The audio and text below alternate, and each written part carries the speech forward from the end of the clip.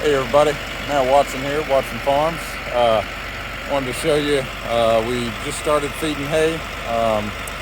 We had some stockpiled fescue that we've been rotating the cattle through, and we made it, that carried us through here till, after the first week of January, so we feel like that's pretty good. Anyhow, this is how we feed hay. I'll throw some clips in here of the mixer that we use, and we dump the bales in the top, and it chops it up, mixes it up, and then we can put it out in this windrow that you see, and all the cattle can get around, get up to the hay, whereas traditionally farmers feed hay in one pile, and all the cattle have to kind of circle around, but the weaker ones or the smaller ones get pushed back. But this way we feel like it does a lot better. Everybody can get up to the windrow there, and they can chow down.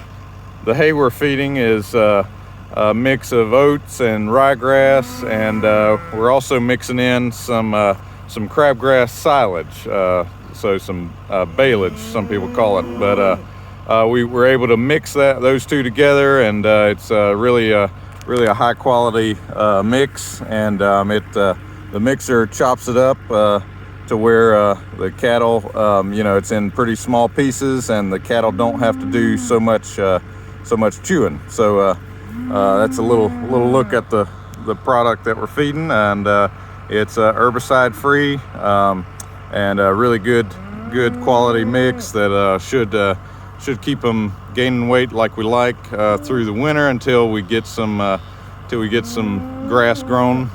If we get a couple warm days, we'll have some winter annual that we can put a few more head on. But this is what we do for now.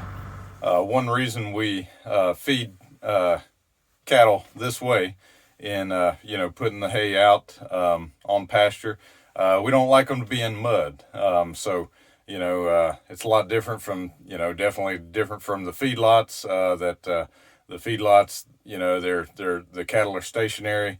This way we can feed the cattle wherever they're at a particular time. So we can take, with this mixer, we can take the hay out to them, and we can supplement them with hay, and they're getting a little bit of green grass that's growing over a couple warm days in the wintertime.